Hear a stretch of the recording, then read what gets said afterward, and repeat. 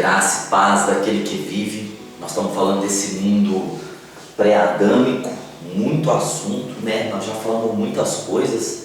Nós estamos falando da queda de Lúcifer, nós usamos os textos de Isaías. Agora nós estamos usando os textos de Ezequiel 28:13 hoje, a queda de Lúcifer, né? O anjo portador da luz. Nós estamos falando, explicando ponto a ponto desse mundo antes de Adão. Isso aconteceu no mundo pré-adâmico, no mundo antes de Adão, e nós estamos tentando, ir ligando as coisas, montando o quebra-cabeça. Por isso são vários vídeos com várias aulas, e no fim de tudo nós vamos montar o quebra-cabeça. Na aula passada nós falamos um pouco da perfeição de Lúcifer, né? Perfeição moral, perfeição intelectual, perfeição física, as três perfeições, né? Ele tinha perfeição moral, perfeição intelectual, perfeição física. Então ele era santo, sábio e lindo. Ele tinha todas essas características. Ele vivia em santidade, ele era muito sábio e ele era muito lindo, é o que diz. E hoje nós vamos falar de Ezequiel 28:13. Você vê que essas qualidades, esses atributos aqui não encaixam no rei de Tiro, não encaixam em Davi, não encaixam em Salomão, não encaixam em Abraão, não encaixam em Moisés, não encaixam em homem, só encaixa nos seres espirituais, nos anjos. No caso aqui, Lúcifer, que hoje nós chamamos de Satanás. Nós estamos mostrando ele deixando de ser Lúcifer, o anjo portador de luz, para se tornar Satanás, o nosso adversário, o adversário de Deus, o adversário do homem, o adversário da igreja. Então, no versículo 13 aqui, olha só o que está dizendo aqui, estava no Éden, jardim de Deus. Agora me diz, você acha que o rei de Tiro no passado estava no Éden, antes dele ser rei ou como rei? Algum momento ele estava no Éden, no jardim de Deus? Não, Está falando de um ser espiritual. Então, estava no Éden, o Éden, o jardim das delícias. A palavra Éden quer dizer delícia, fala jardim de Deus, ou seja, o jardim é de Deus. Um homem ímpio como o rei de Tiro nunca esteve no jardim de Deus, muito menos no Éden, Então, olha só, vamos entender o texto, estava no Éden, jardim de Deus, não no de Adão, porque Deus recriou a terra, fez Adão e Eva e colocou eles no jardim. Ali Lúcifer não foi como Lúcifer, mas Lúcifer já estava caído, Lúcifer já era Satanás. Então o texto não está falando de quando ele era Satanás, o texto está falando dele quando ele era Lúcifer, portador da luz. Então no de Adão ele já era caído, aqui não. Aqui ele ainda é um anjo que tem perfeição moral, perfeição intelectual, perfeição física. Ele é santo, sábio e lindo, certo? Então alguns dizem que esse jardim de Deus possivelmente estivesse na terra, outros dizem que pode ser o onde Deus está, uma linguagem falando do trono de Deus, O fato é que é o jardim de Deus, não era o jardim de Lúcifer. Então a gente vai entender que nenhum homem, a não ser Adão e Eva, esteve no Éden, no jardim de Deus. Mas agora o texto não está falando de Adão, o texto está se referindo a um anjo, a um ser espiritual. E os textos seguintes vão estar falando também dentro dessa lógica, desse raciocínio. Então estava no Éden, jardim de Deus. Olha só, toda a pedra preciosa era sua cobertura. Bom, lá no Éden de Adão, esse ser, ele não estava coberto de pedras preciosas. Não estava. Tanto que ele se apoderou de um animal ali, da serpente. Ele não estava em glória, ele não portava luz. Toda a pedra preciosa era a sua cobertura. Não vemos pedra preciosa ali no Éden de Adão, mas nesse Éden aqui, antes de Adão, o jardim de Deus, que poderia poderia estar ou no céu ou na terra, cada um tem uma interpretação, né? Aqui diz que toda a pedra preciosa era a sua cobertura, mostrando, portanto, toda a pedra preciosa, toda a riqueza. Ele era um ser que comportava nele muita riqueza, e essa riqueza tinha um sentido de revelar o que ele era. Ele era perfeito moralmente, perfeito intelectualmente e perfeito fisicamente. Então essas pedras eram a revelação, era a mostra de toda a formosura dele. Veja que o texto passado, da aula passada, fala que ele era perfeito em formosura, ele era completo. Ele era um ser completo em beleza. E essas pedras mostravam um pouco da sua beleza. Veja que ele era um portador de luz, e essas pedras refletiam a luz que ele tinha. Deus dera a ele luz e deu a ele essas pedras que brilhavam. Então veja bem, né, que essas pedras aqui, existem 3 explicações para essas pedras. Ou aqui está dizendo que cobria Lúcifer, né?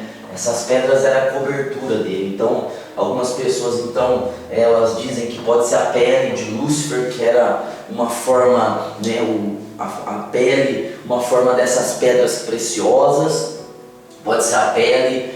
Outros vão falar que são as vestes, que comportava nas vestes dele, né?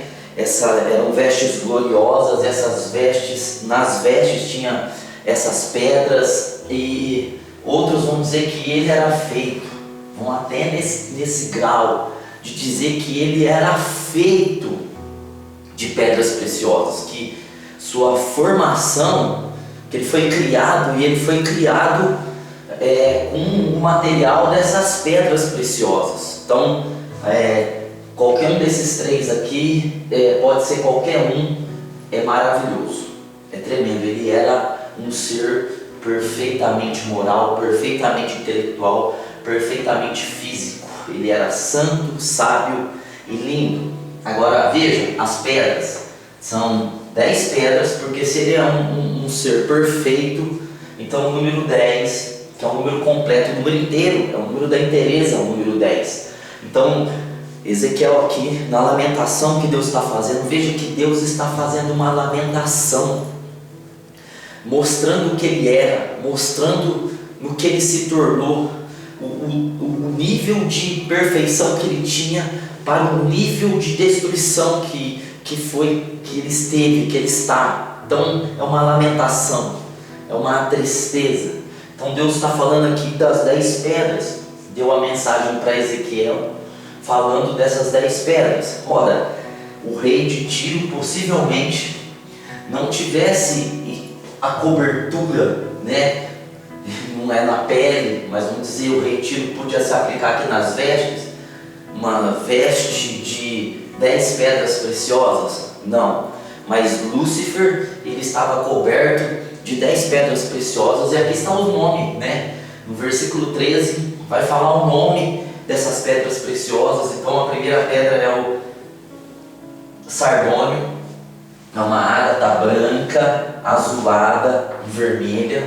Então veja, associe isso aqui com o brilho, né? Ele brilhava, ele era harmonioso, ele era perfeito. Então o sardônio é essa pedra que é branca, azulada e vermelha. Segundo topázio, topázio é um verde claro com amarelo. Veja, está tudo nele, essas cores. Então é algo que talvez a gente nem vai entender direito, né, por causa da mistura e o brilho, tanto que ele brilhava por meio dessas pedras. Então brilhava o branco, brilhava o azulado, brilhava o vermelho. Depois vinha outra pedra que via nele e brilhava esse verde claro com amarelo. Depois o diamante, a terceira, é incolor, mas é azulado. Veja, brilhava diamante, coisas assim muito valiosas para nós hoje, né? Para o homem. Lúcifer se vestia, ou Lúcifer tinha a pele disso, ou Lúcifer era feito disso. Você tem uma noção. Turquesa, né? A cor do oceano, né? Então veja, ele estava também cobrindo, diz aqui, né? Que cobria, né, Toda a pedra preciosa era a tua cobertura, turquesa cobria ele, o ônix, né, preto, brilhosa, uma pedra preta brilhosa, que brilhava muito, ele já tinha um brilho em si.